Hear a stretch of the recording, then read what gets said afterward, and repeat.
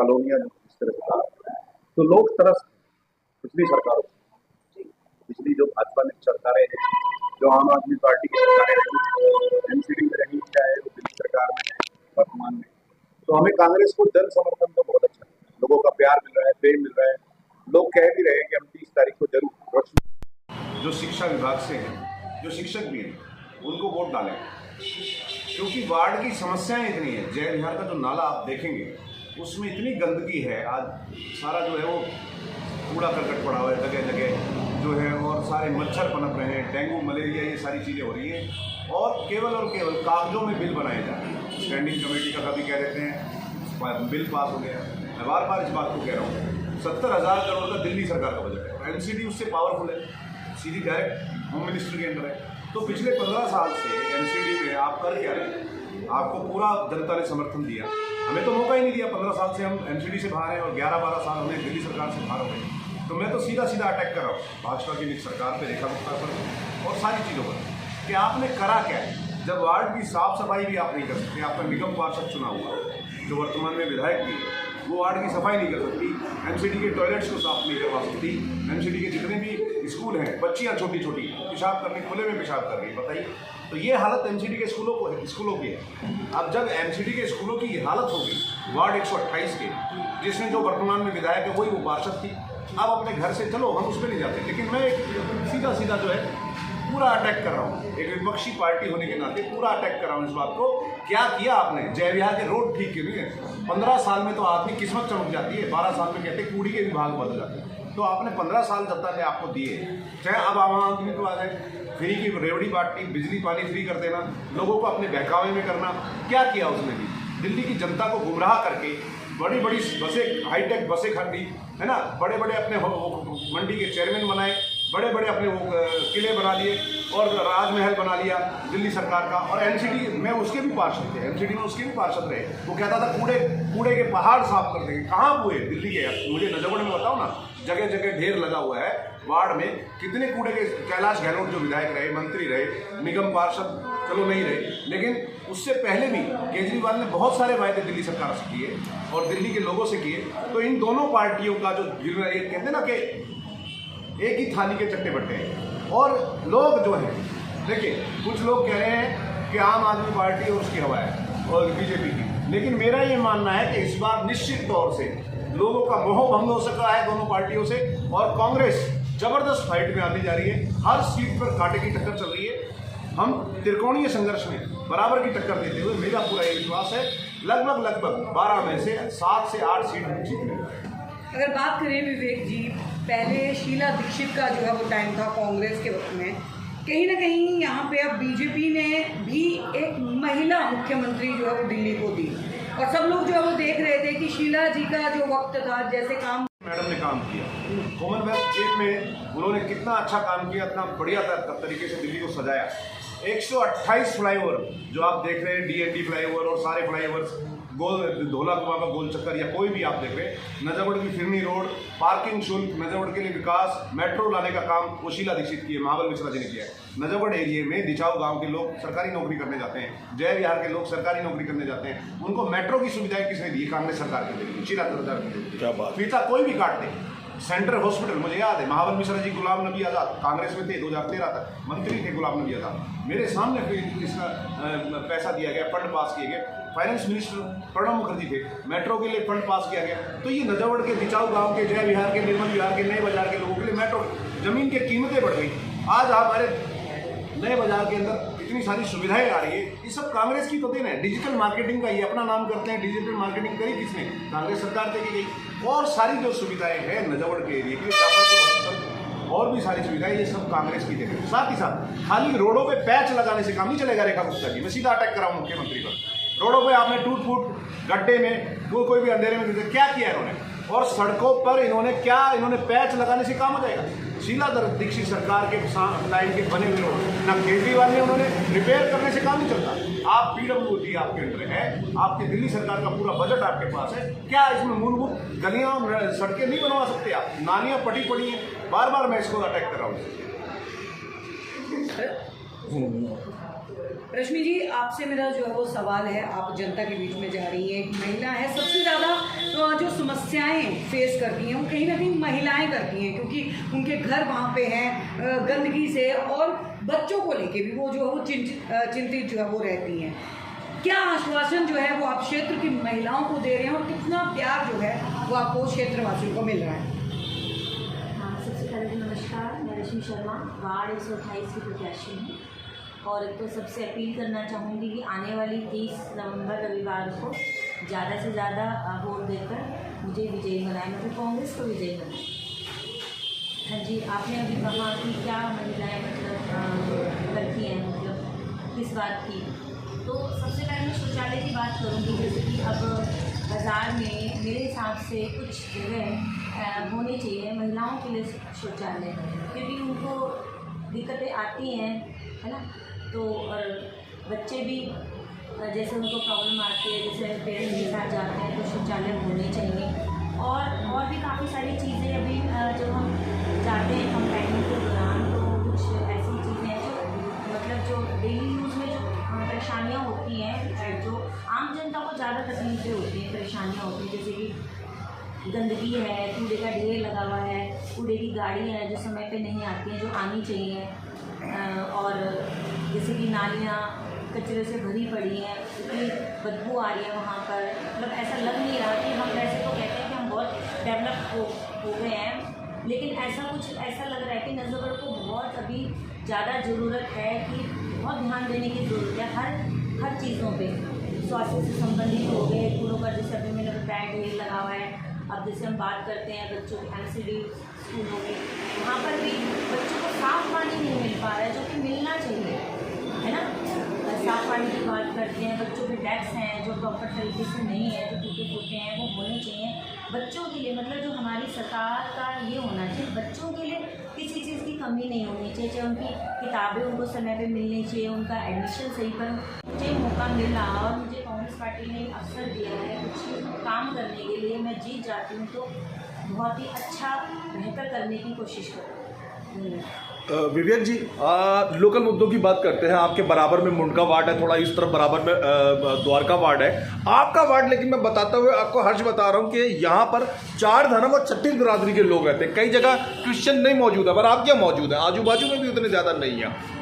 इन सब लोगों को मतलब 36 बिरादरी 4 धर्म आप कनेक्ट कर पा रहे हैं, ये उनको समझा पा रहे हैं कि 8 महीने में कुछ नहीं हुआ, कांग्रेस पे भरोसा करना चाहिए। हाँ बिल्कुल, वो कनेक्ट हो रहे हैं, खुद आकर के मेरे पास फोन कर रहे हैं। तो किसी भी समाज की क्रिश्चियनिटी के बिल्कुल मौलाना, बिल्कुल मेरे साथ जो बड़े बड़े मस्जिद हैं, जय विहार की 2 मस्जिद हैं, उनके मौलाना, उनसे बातचीत लगातार हो रही है, कह रहे हैं कांग्रेस को वोट करेंगे। क्रिश्चियनिटी के जो फादर हैं उनसे मेरी फ़ोन पे बात हुई, वो कह रहे हैं कि हम आपको समर्थन करेंगे।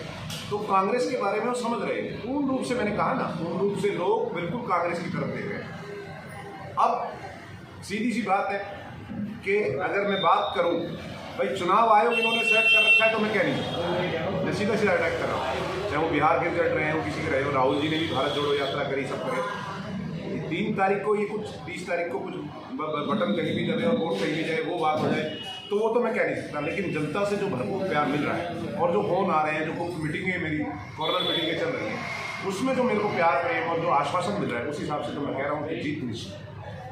महिलाओं पे बात करते हैं। आपकी धर्मपत्नी कैंडिडेट महिला है, यहाँ इस क्षेत्र में आधी आबादी प्रमुख रोल निभा रही है आजकल वोटर देने में। महिलाओं को आप क्या रिक्वेस्ट करना चाहेंगे? ये वो महिलाएं हैं जो अभी 8-10 महीने पहले गुमराह होकर बैठी हैं, 2500 रुपया सिलेंडर फ्री मिलेगा टाइम पे। अब आप क्या कहना चाहते हैं इन महिलाओं? ठीक कह रहे हैं आप। महिलाओं से वायदा किया गया, मोदी ने बड़ी बड़ी बातें की, द्वारका के मैदान में, रामलीला मैदान में, यहाँ दिल्ली के जब चुनाव आए कि दिवाली पर सिलेंडर दिया जाएगा, होली पर सिलेंडर दिया जाएगा, 2500 रुपये की बात की गई। महिलाएं एक रीढ़ की हड्डी है, महिलाएं मुखिया होती है परिवार की, और पूरा घर चलाना होता है, एक बजट बनाना होता है, पूरे बजट को मेंटेन करना होता है। आप 1500 का, 1200 का, 1000 रुपये का सिलेंडर कर देंगे और चीनी जो है 50 रुपये किलो, 55 रुपये किलो हो जाएगी। दालों की रेट देख लो, सब्जियों के रेट देख लो, महंगाई में आग लगी पड़ी।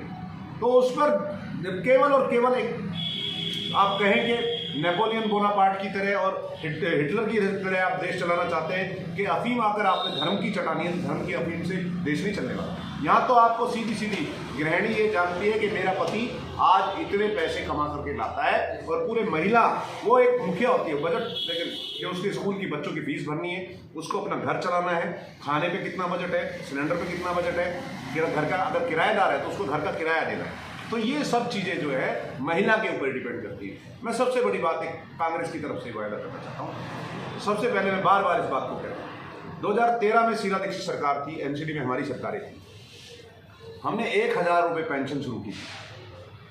हमारे जो 4-4, 2-2, 3-3 काउंसलर होते थे, 1-1, 2-2 काउंसलर होते थे कांग्रेस के, मुझे पूछी 1000 रुपये बीपीएल गरीबी रेखा की पेंशन 2017 में ये जीत करके आए, बीजेपी जीत करके आई, वो पेंशन इन्होंने 1000 बंद कर रखी।